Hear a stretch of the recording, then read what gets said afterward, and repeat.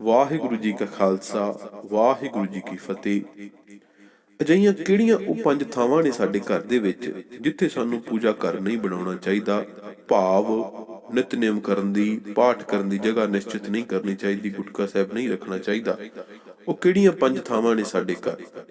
ਇਹੀ ਅੱਜ ਆਪਣੀ ਵਿਚਾਰ ਚਰਚਾ ਦਾ ਵਿਸ਼ਾ ਰਹੇਗਾ। ਵਿਸ਼ੇ ਤੇ ਸਾਂਝ ਪਾਉਣ ਤੋਂ ਪਹਿਲਾਂ ਬੇਨਤੀ ਕਿ ਵੀਡੀਓ ਨੂੰ ਅੰਤ ਤੱਕ ਜ਼ਰੂਰ ਸੁਣਨਾ, ਫਿਰ ਹੀ ਕੋਈ ਵਿਚਾਰ ਕਮੈਂਟ ਬਾਕਸ ਦੇ ਵਿੱਚ ਰੱਖਿਓ। ਚੰਗੀ ਲੱਗੇ ਤਾਂ ਸੱਜਣਾ ਮਿੱਤਰਾਂ ਦੇ ਨਾਲ ਸਾਂਝੀ ਜ਼ਰੂਰ ਕਰਨਾ। ਜੇ ਕੋਈ ਗੱਲ ਤੁਹਾਨੂੰ ਠੀਕ ਨਹੀਂ ਲੱਗਦੀ ਤਾਂ ਉਹਦੀ ਬਾਰੇ ਵੀ ਆਪਣੀ ਰਾਏ ਕਮੈਂਟ ਬਾਕਸ ਦੇ ਵਿੱਚ ਪ੍ਰਗਟ ਕਰ ਸਕਦੇ ਹੋ। ਵੈਸੇ ਤਾਂ ਸਤਿਗੁਰ ਸੱਚੇ ਪਾਤਸ਼ਾਹ ਜੀ ਕਹਿੰਦੇ ਨੇ ਕਿ ਜਿਸ ਘਰ ਦੇ ਮਨੁੱਖ ਜੀਵ ਸਤਿਗੁਰ ਸੱਚੇ ਪਾਤਸ਼ਾਹ ਜੀ ਦੀ ਉਸਤਤ ਵੱਲ ਧਿਆਨ ਕਰਦੇ ਨੇ, 2 ਵੇਲੇ ਸਤਿਗੁਰ ਜੀ ਦੀ ਉਸਤਤ ਕਰਦੇ ਨੇ, ਨਿਤਨੇਮ ਕਰਦੇ ਨੇ, ਉਹ ਘਰ ਆਪਣੇ ਆਪ ਵਿੱਚ ਬਹੁਤ ਪਵਿੱਤਰ ਹੁੰਦਾ ਹੈ। ਉੱਥੇ ਸਤਿਗੁਰ ਜੀ ਦਾ ਵਾਸ ਰਹਿੰਦਾ ਹੈ। ਜਦੋਂ ਵੀ ਉਸ ਘਰ ਦੇ ਵਿੱਚ ਨਿਤਨੇਮ ਹੋਣ ਲੱਗਦਾ ਹੈ ਤਾਂ ਸਤਿਗੁਰ ਜੀ ਆਪ ਆ ਕੇ ਨਿਤਨੇਮ ਸਰਵਣ ਕਰਦੇ ਨੇ। ਪਰ ਫਿਰ ਵੀ ਹਰ ਚੀਜ਼ ਦੇ ਕੁਝ ਨਿਯਮ ਹੁੰਦੇ ਨੇ, ਹਰ ਚੀਜ਼ ਦੀ ਕੋਈ ਮਰਿਆਦਾ ਹੁੰਦੀ ਹੈ, ਤੇ ਇਹੀ ਆਪਾਂ ਨਿਯਮ, ਇਹੀ ਮਰਿਆਦਾ ਆਪਾਂ ਕਾਇਮ ਰੱਖਣੀ ਹੈ। ਜਦੋਂ ਆਪਾਂ ਘਰ ਦੇ ਵਿੱਚ ਪੂਜਾ ਘਰ ਬਣਾਉਣਾ ਹੈ, ਇੱਕ ਜਗ੍ਹਾ ਨਿਸ਼ਚਿਤ ਕਰਨੀ ਹੈ ਜਿੱਥੇ ਬੈਠ ਕੇ ਆਪਾਂ ਨਿਤਨੇਮ ਕਰ ਸਕੀਏ। ਆਪਾਂ ਕੁਝ ਚੀਜ਼ਾਂ ਤੋਂ ਪਰਹੇਜ਼ ਰੱਖਣਾ ਹੈ। ਆਪਾਂ ਅੱਜ ਤੁਹਾਡੇ ਨਾਲ ਇਹੀ ਸਾਂਝ ਪਾਉਣੀ ਹੈ ਕਿ ਕਿਹੜੀਆਂ ਉਹ ਕੁਝ ਥਾਵਾਂ ਨੇ ਜਿੱਥੇ ਪੂਜਾ ਘਰ ਨਾ ਬਣਾਈਏ ਤਾਂ ਸਾਡੇ ਲਈ ਬਿਹਤਰ ਹੋਵੇਗਾ। ਸਭ ਤੋਂ ਪਹਿਲੀ ਗੱਲ ਤਾਂ ਬਾਥਰੂਮ ਦੇ ਨਾਲ ਜੋੜ ਕੇ ਨਾ ਬਣਾਈਏ। ਬਹੁਤ ਸਾਰੇ ਲੋਕ ਇਸ ਨੂੰ ਅਸ਼ੁਭ ਮੰਨਦੇ ਨੇ। ਕੁਝ ਧਰਮ ਇਸ ਚੀਜ਼ ਨੂੰ ਮਨਹੂਸ ਕਹਿੰਦੇ ਨੇ ਕਿ ਪੂਜਾ ਘਰ ਦਾ ਬਾਥਰੂਮ ਦੇ ਨਾਲ ਹੋਣਾ ਮਾੜੀ ਗੱਲ ਹੈ।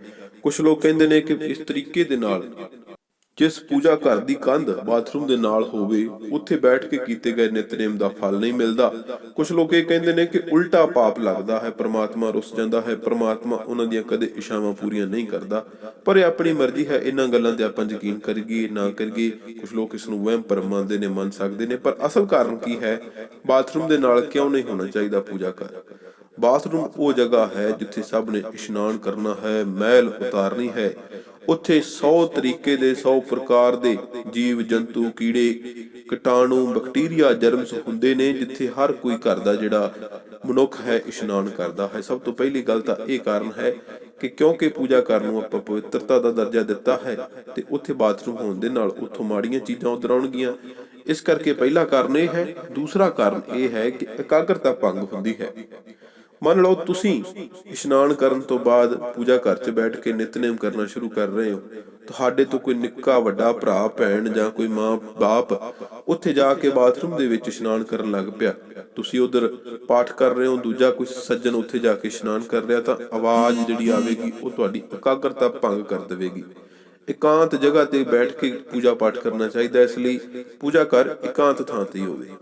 ਤੇ ਕਈ ਥਾਵਾਂ ਤੇ ਪਵਿੱਤਰਤਾ ਦੇ ਨਾਲ ਸੰਬੰਧਿਤ ਇਸੇ ਕਰਕੇ ਹੀ ਬਾਥਰੂਮ ਨੂੰ ਪੂਜਾ ਘਰ ਤੋਂ ਦੂਰ ਰੱਖਣ ਦੀ ਸਲਾਹ ਦਿੱਤੀ ਗਈ ਹੈ। ਦੂਸਰੀ ਜਗ੍ਹਾ ਜਿੱਥੇ ਪੂਜਾ ਘਰ ਨਹੀਂ ਹੋਣਾ ਚਾਹੀਦਾ ਉਹ ਹੈ ਸਾਡੇ ਘਰ ਦੀਆਂ ਪੌੜੀਆਂ ਦੇ ਥੱਲੇ। ਕੁਝ ਲੋਕ ਇਸ ਨੂੰ ਅਸ਼ੁਭ ਮੰਨਦੇ ਨੇ। ਕੁਝ ਕਹਿੰਦੇ ਨੇ ਕਿ ਜਿੱਥੇ ਇਸ ਤਰੀਕੇ ਦਾ ਪੂਜਾ ਘਰ ਹੁੰਦਾ ਹੈ ਉੱਥੇ ਕੁਝ ਮਾੜਾ ਵਾਪਰਦਾ ਹੈ। ਕੁਝ ਕਹਿੰਦੇ ਨੇ ਕਿ ਸਤਿਗੁਰ ਸੱਚੇ ਪਾਤਸ਼ਾਹ ਉੱਥੇ ਨਾਰਾਜ਼ ਹੋ ਜਾਂਦੇ ਨੇ। ਪਰ ਅਸਲੀ ਕਾਰਨ ਕੀ ਹੈ? ਅਸਲੀ ਕਾਰਨ ਹੈ ਕਿ ਸਾਰੇ ਪਰਿਵਾਰ ਨੇ ਵਾਰੀ-ਵਾਰੀ ਪੌੜੀਆਂ ਤੋਂ ਚੜ੍ਹ ਕੇ ਉੱਤੇ ਜਾਣਾ ਹੁੰਦਾ ਹੈ। ਜੇਕਰ ਪੂਜਾ ਘਰ ਥੱਲੇ ਹੋਵੇਗਾ, ਜੇਕਰ ਨਿਤਨੇਮ ਕਰਨ ਦਾ, ਤਪ ਕਰਨ ਦੀ ਜਿਹੜਾ ਸਥਾਨ ਨਿਸ਼ਚਿਤ ਕੀਤਾ ਹੈ ਉਹ ਪੌੜੀਆਂ ਦੇ ਥੱਲੇ ਹੋਵੇਗਾ, ਉੱਥੇ ਹੀ ਆਪਾਂ ਸਾਰੀਆਂ ਪਵਿੱਤਰ ਜਿਹੜੀਆਂ ਕਿਤਾਬਾਂ ਨੇ ਉਹ ਰੱਖੀਆਂ ਹੋਣਗੀਆਂ, ਉੱਥੇ ਹੀ ਆਪਾਂ ਗੁਟਕਾ ਸਾਹਿਬ ਰੱਖਿਆ ਹੋਵੇਗਾ। ਤੇ ਇਹ ਇੱਕ ਤਰੀਕੇ ਦਾ ਨਿਰਾਦਰ ਹੈ। ਜਾਣ ਬੁੱਝ ਕੇ ਉਸ ਜਗ੍ਹਾ ਤੇ ਆਪਾਂ ਗੁਟਕਾ ਸਾਹਿਬ ਰੱਖੀਏ ਜਿੱਥੋਂ ਸਾਰੇ ਟੱਬਰ ਨੇ ਉੱਤੋਂ ਦੀ ਲੰਘ ਕੇ ਜਾਣਾ ਹੋਵੇ। ਇਹ ਇੱਕ ਤਰੀਕੇ ਦੀ ਡਿਸਰਿਸਪੈਕਟ ਹੈ, ਇੱਜ਼ਤ ਦੇ ਖਿਲਾਫ ਹੈ, ਨਿਰਾਦਰ ਹੈ, ਬੇਅਦਬੀ ਹੈ। ਇਸ ਕਰਕੇ ਇਸ ਚੀਜ਼ ਤੋਂ ਸਖਤ ਤੇ ਖਾਸ ਤੌਰ ਤੇ ਪਰਹੇਜ਼ ਰੱਖੀਏ ਕਿ ਪੌੜੀ ਦੇ ਥੱਲੇ ਕਦੇ ਵੀ ਪੂਜਾ ਕਰਨਾ ਹੋਵੇ, ਪੌੜੀ ਦੇ ਥੱਲੇ ਦੀ ਜਗ੍ਹਾ ਆਪਾਂ ਨਿਸ਼ਚਿਤ ਨਾ ਕੀਤੀ ਹੋਵੇ ਨਿਤਨੇਮ ਕਰਨ ਦੇ ਲਈ।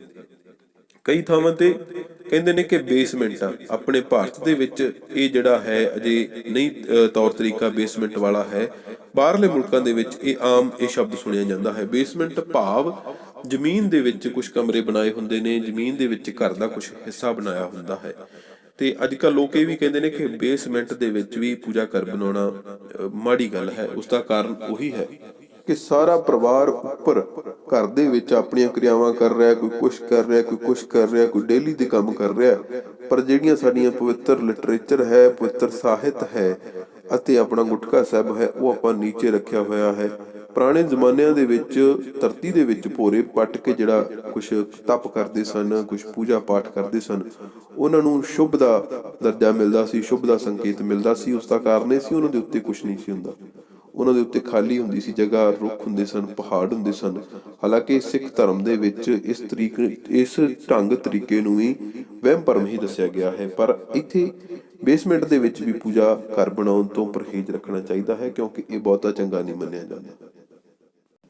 ਕੁਝ ਲੋਕ ਇਹ ਵੀ ਕਹਿੰਦੇ ਹਨ ਕਿ ਘਰ ਦੇ ਮੁੱਖ ਦਰਵਾਜ਼ੇ ਦੇ ਸਾਹਮਣੇ ਪੂਜਾ ਘਰ ਨਹੀਂ ਹੋਣਾ ਚਾਹੀਦਾ, ਜਾਂ ਘਰ ਦੇ ਮੁੱਖ ਦਰਵਾਜ਼ੇ ਦੇ ਸਾਹਮਣੇ ਬੈਠ ਕੇ ਨਿਤਨੇਮ ਨਹੀਂ ਕਰਨਾ ਚਾਹੀਦਾ। ਉਸ ਦਾ ਕਾਰਨ ਕੀ ਹੈ? ਮੁੱਖ ਦਰਵਾਜ਼ੇ ਤੋਂ ਸਾਨੂੰ ਘਰ ਦੇ ਆਉਂਦੇ ਜਾਂਦੇ ਲੋਕ ਦਿਸਣਗੇ, ਕੋਈ ਆ ਰਿਹਾ, ਕੋਈ ਜਾ ਰਿਹਾ, ਕੋਈ ਬਾਹਰ ਕੋਈ ਚੀਜ਼ ਲੰਘ ਰਹੀ ਹੈ, ਕਿਉਂਕਿ ਮੁੱਖ ਦਰਵਾਜ਼ਾ ਜਾਂ ਤਾਂ ਗਲੀ ਦੇ ਉੱਤੇ ਹੋਵੇਗਾ ਜਾਂ ਸੜਕ ਦੇ ਉੱਤੇ ਹੋਵੇਗਾ, ਤੇ ਉੱਥੇ ਬਹੁਤ ਸਾਰੀਆਂ ਚੀਜ਼ਾਂ ਨੇ ਲੰਘਣਾ। ਵਾਰ-ਵਾਰ ਇਕਾਗਰਤਾ ਭੰਗ ਹੋਵੇਗੀ। ਗੁਟਕਾ ਸਾਹਿਬ ਵੱਲ ਤਾਂ ਬੰਦੇ ਦਾ ਧਿਆਨ ਹੀ ਨਹੀਂ ਹੋਵੇਗਾ, ਧਿਆਨ ਤਾਂ ਹੋਵੇਗਾ ਬਾਹਰ ਦੀਆਂ ਚੀਜ਼ਾਂ ਦੇ ਵਿੱਚ। ਫਿਰ ਕਈ ਵਾਰੀ ਮਨ ਦੇ ਵਿੱਚ ਆਉਣ ਲੱਗ ਪੈਂਦਾ, ਫਲਾਣਾ ਗਲੀ ਦੇ ਵਿੱਚੋਂ ਲੰਘਿਆ, ਉਹਨੂੰ ਖਰੇ ਕੀ ਕੰਮ ਹੋਵੇ।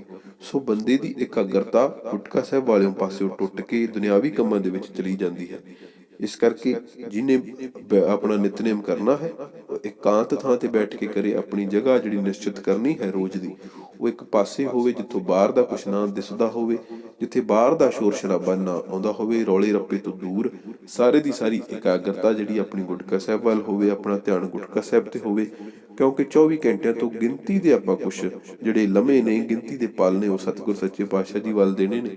ਤੇ ਜੇ ਉਦੋਂ ਬੈਠ ਕੇ ਆਪਾਂ ਨੂੰ ਇਹ ਗੱਲ ਨਾ ਸਮਝ ਆਈ, ਉਹ ਆਪਾਂ ਨੂੰ ਕੀ ਸਿੱਖਿਆ ਦੇ ਰਹੇ ਨੇ, ਕੀ ਸਮਝਾ ਰਹੇ ਨੇ, ਉਦੋਂ ਵੀ ਆਪਾਂ ਦੁਨਿਆਵੀ ਕੰਮਾਂ ਦੇ ਵੱਲ ਧਿਆਨ ਰੱਖਿਆ ਕਿ ਹੁਣ ਫਲਾਣਾ ਕਿਹੜੇ ਕੰਮ ਗਿਆ, ਕੌਣ ਕੀ ਕਰਨ ਲੱਗ ਪਿਆ, ਤਾਂ ਫਿਰ ਆਪਾਂ ਨੂੰ ਲਾਭ ਕੋਈ ਨਹੀਂ ਮਿਲਣਾ, ਫਾਇਦਾ ਕੋਈ ਨਹੀਂ ਹੋਣਾ। ਤੁਸੀਂ ਫਲ ਨੂੰ ਛੱਡ ਦਿਓ, ਆਪਾਂ ਲਾਭ ਇਸ ਚੀਜ਼ ਨੂੰ ਕਹਿ ਰਹੇ ਹਾਂ ਕਿ ਸਤਿਗੁਰ ਜੀ ਨੇ ਜੋ ਸਿੱਖਿਆ ਦਿੱਤੀ ਉਹ ਆਪਣੇ ਪੱਲੇ ਕਿੰਨੀ ਕੁ ਪਵੇਗੀ। ਬਾਕੀ ਆਪਾਂ ਸਾਰੀਆਂ ਚੀਜ਼ਾਂ ਨੂੰ ਇੱਕ ਮਿੰਟ ਲਈ ਵਹਿਮ ਭਰਮ ਮੰਨ ਲੈਂਦੇ ਹਾਂ, ਮੰਨਦੇ ਹਾਂ ਕਿ ਕੋਈ ਫਲ, ਕੋਈ ਪੁੰਨ, ਕੋਈ ਪਾਪ ਨਾਮ ਦੀ ਚੀਜ਼ ਨਹੀਂ। ਪਰ ਸਤਿਗੁਰ ਜੀ ਨੇ ਜੋ ਸਾਨੂੰ ਲੈਸਨ ਦਿੱਤਾ ਹੈ, ਜੋ ਪਾਠ ਪੜ੍ਹਾਉਣਾ ਹੈ, ਜੇ ਉਹੀ ਸਾਡੀ ਸਮਝ ਨਾ ਆਇਆ ਤਾਂ ਫਿਰ ਉਹ ਸਮਾਂ ਆਪਣਾ ਸਮਝੋ ਵਿਅਰਥ ਗਵਾ ਦਿੱਤਾ ਹੈ। ਆਪਾਂ ਸਰੀਰਕ ਤੌਰ ਤੇ ਜ਼ਰੂਰ ਗੁਟਕਾ ਸਾਹਿਬ ਪੜ੍ਹਿਆ ਹੈ, ਆਪਾਂ ਜਪਜੀ ਸਾਹਿਬ ਦਾ ਪਾਠ ਕੀਤਾ ਹੈ ਜਾਂ ਰਹਿਰਾਸ ਸਾਹਿਬ ਦਾ ਪਾਠ ਕੀਤਾ ਹੈ, ਪਰ ਮਾਨਸਿਕ ਤੌਰ ਤੇ, ਦਿਮਾਗੀ ਤੌਰ ਤੇ ਆਪਣੇ ਦਿਮਾਗ ਦੇ ਵਿੱਚ ਇੱਕ ਵੀ ਅੱਖਰ ਨਹੀਂ ਪਿਆ। ਆਪਾਂ ਇੱਕ ਪਾਸਿਓਂ ਪੜ੍ਹੀ ਗਏ ਹਾਂ, ਮੂੰਹ ਆਪਣਾ ਪੜ੍ਹ ਰਿਹਾ, ਅੱਖਾਂ ਆਪਣੀਆਂ ਦੇਖ ਰਹੀਆਂ, ਪਰ ਦਿਮਾਗ ਦੇ ਘੋੜੇ ਆਪਣੇ ਬਾਹਰ ਭੱਜੇ ਫਿਰਦੇ ਨੇ। ਦਿਮਾਗ ਦੇ ਘੋੜੇ ਕਹਿ ਰਹੇ ਨੇ ਕਿ ਫਲਾਣਾ ਕਿਹੜੇ ਕੰਮ ਲੰਘਿਆ, ਹੁਣ ਫਲਾਣੇ ਦੀ ਘਰ ਆ ਗੱਡੀ ਗਈ ਹੈ, ਫਲਾਣੇ ਦੇ ਘਰ ਫਲਾਣਾ ਸਾਧਨ ਗਿਆ ਹੈ, ਸੜਕ ਤੇ ਆਹ ਚੀਜ਼ ਇਹਨੂੰ ਲੰਘ ਗਈ ਹੈ। ਭਾਵ ਆਪਣਾ ਕੰਮ ਦੁਨਿਆਵੀ ਚੀਜ਼ਾਂ ਨੂੰ, ਦੁਨਿਆਵੀ ਕੰਮਾਂ ਨੂੰ ਲੋਚੀ ਜਾ ਰਿਹਾ ਹੈ।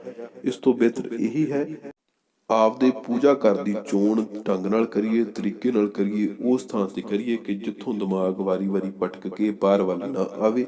ਸਤਿਗੁਰ ਸੱਚੇ ਪਾਤਸ਼ਾਹ ਜੀ ਸਭ ਤੇ ਮਿਹਰ ਭਰਿਆ ਹੱਥ ਰੱਖਣ, ਸਾਨੂੰ ਸਾਰਿਆਂ ਨੂੰ ਸੋਝੀ ਬਖਸ਼ਣ। ਵਾਹਿਗੁਰੂ ਜੀ ਕਾ ਖਾਲਸਾ, ਵਾਹਿਗੁਰੂ ਜੀ ਕੀ ਫਤਿਹ।